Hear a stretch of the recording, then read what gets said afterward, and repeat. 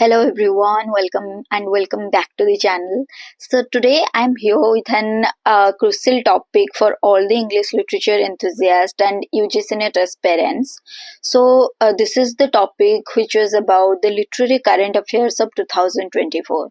So here in this video I'll talk about the which award was given to whom and what are some literary current trends and what areas we need to look a bit more before going to the exam, as they are now focusing on the literary current affairs. Mostly 1 to 2 questions were, one question was most probably was asked from this area of literary current affairs of 2024, like which award is given to whom and which current literary trends was going on. So we must be aware about this. I have already made and uploaded the video on the YouTube, but I had made some mistakes and someone pointed it out. So I had taken down that video. Those who have watched that video, and if you are watching this video now, so please kindly correct those mistakes, and I'm sure this video is going to helpful for you. And after watching this video, if you want to know more about any of the works, you can look in the Google. I have only made this video for the very short and crisp, and like it's going to be a revision material for you. You just need to remember the names. But if you want to delve more deeper into the works and the award winners list, you can go and Google it or search as per your convenience. So without much delay, let's start our today's video. So as I already said, I'm going to make this video very crisp and clear, that much which is only important from the exam point of view. So let's talk about the awards and recognition. So the first Nobel Prize, first let's talk about the Nobel Prize in Literature. So the Nobel Prize in Literature 2024 which was a very prestigious award, was given to South Korean author Han Kang, who was known for her intense poetic prose. And Han Kang also explores the themes of historical trauma and the fragility of the human life.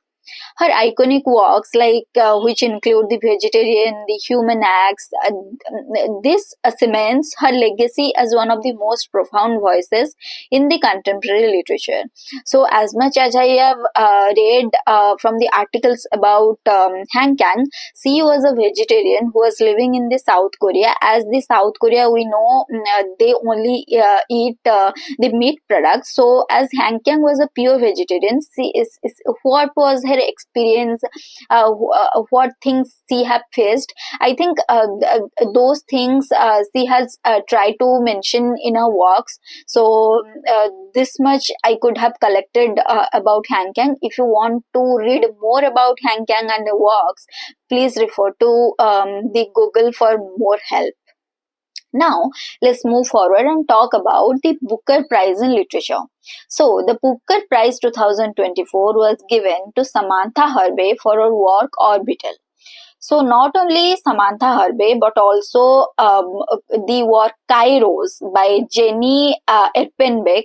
I have not mentioned it here, but Kairos by Jenny Erpenbeck. If you have a pen and paper, please note it down. So these are two works which was given the Booker Prize of 2024. So I'll just talk 1 to 2 line about the work. So Orbital is a scientific novel which was written by British author Samantha Herbe. It's the first book that is set in space to win the Booker Prize, and the second shortest book we can say to win the award. So on and whole, Herbe is the first woman to win the Booker Prize since Margaret Atwood won it in 2019.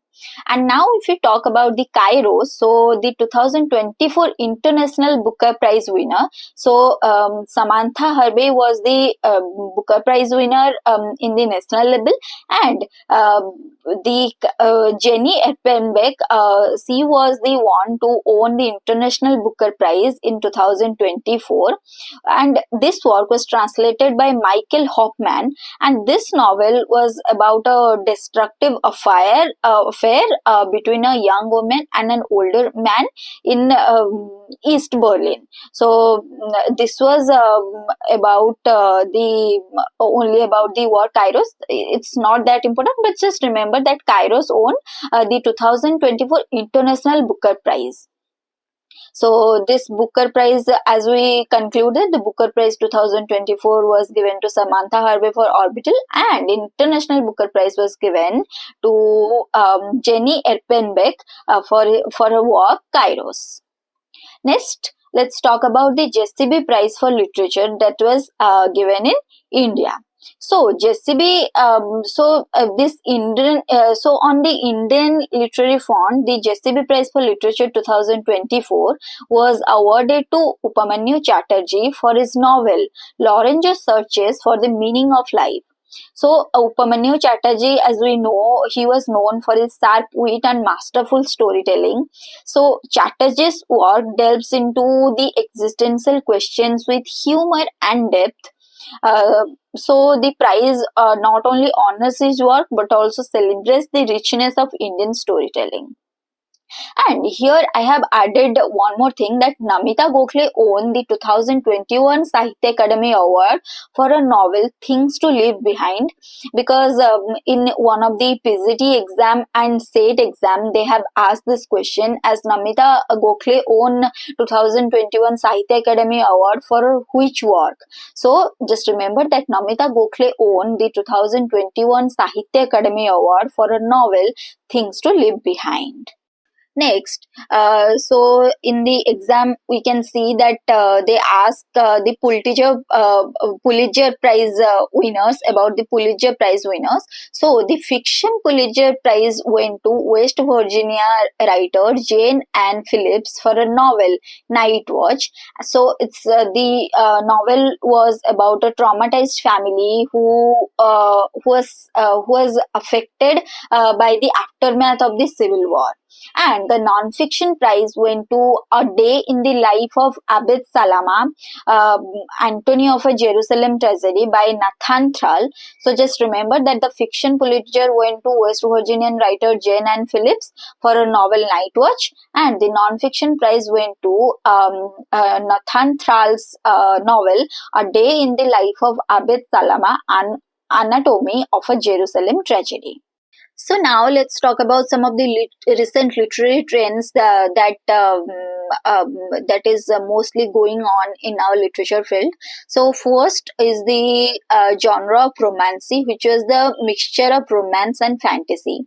Both the genres, they have combined both the genres and has produced some works. So authors like Sarah J. Maas and Rebecca Yarros have dominated the genre with bestsellers like Fourth Wing.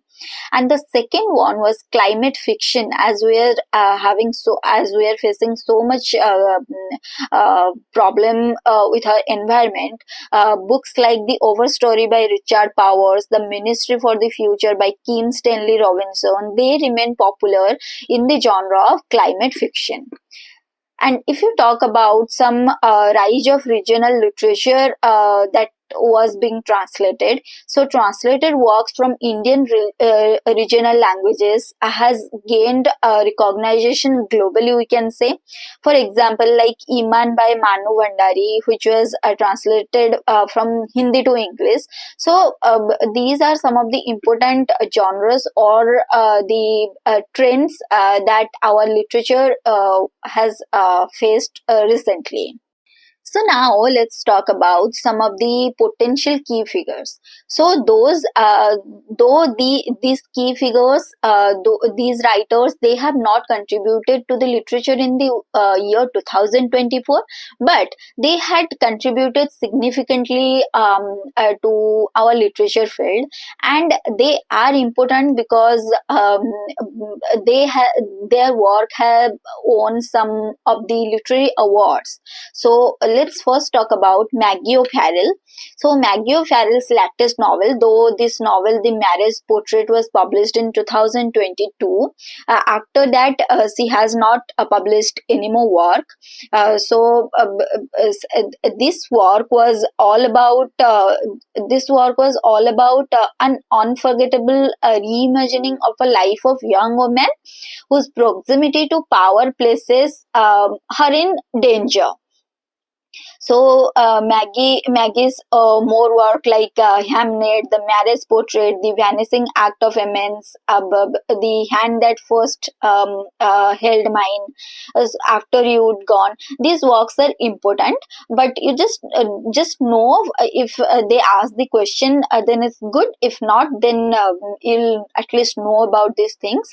Then there is Burdine Evaristo. So Burdine Evaristo was mostly known for Girl, Woman, Other. So she remains an influential in Black British literature.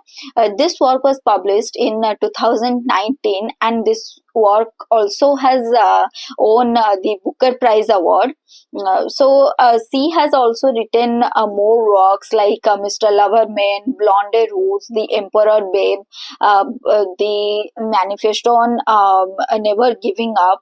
So these are some of the works of her that remains important, and as this work, Girl, Woman, Other, has won the 2019 Booker Prize Award, I thought to add it. It might come handy in the exam for you. Next, there is Salman Rushdie. As we know, Salman Rushdie was always on the headline for some controversial things. His work, Victoricity, which was published in 2023, helps him to continue his legacy in the magic realism. And only one thing I want to add, that please, before going to the exam, look about all the works of Salman Rushdie and the years in which it was published. And just remember, if you have read everything about Salman Rushdie in details, it's good. If not, then please at least look at the summary of the works and the publication date of his works and the controversies that was attached to his works, all of his works. So now let's talk about some of the major thematic focus areas that we need to focus before going to the exam. So look about the post-colonial works, look about the works of eco-criticism, because as eco-criticism was on the trend now, they may ask some works from eco-criticism or some terms that is related to eco-criticism, post-colonial studies. So please look about some of the works of post-colonial studies, eco-criticism, and also of trauma and disability studies before going to the exam. So I have added just some works that was just published some years ago, but you have to look about all the works that is associated with the post-colonial studies, eco-criticism, trauma and disability studies. So in post-colonial studies, works like The Fraud by J.D. Smith or Victoricity by Salman Rushdie are you can remember these two names, but please, there are so many works in post-colonial studies. If you haven't looked about them yet, please at least look about the works and the publication date of the works. And also the eco-criticism, who coined the term eco-criticism. There are so many works under eco-criticism, like Vandana Shiva was a very famous eco-critic. So please look about all the works which comes under eco-criticism. and also the works that are associated with the trauma and disability studies, as this one was currently in so much trend. So please look about all these works that are going to come under the post colonial studies, eco-criticism, and trauma and disability studies. So that's it for today. I hope this video was informative for you, and this video was going to help you in your exam. So as I already talked about, please look about the authors, their works, and even their date of birth, and on which year they died. Everything just remember chronologically, because NTA was asking 5 to 6 mostly 5 to 6 chronological questions.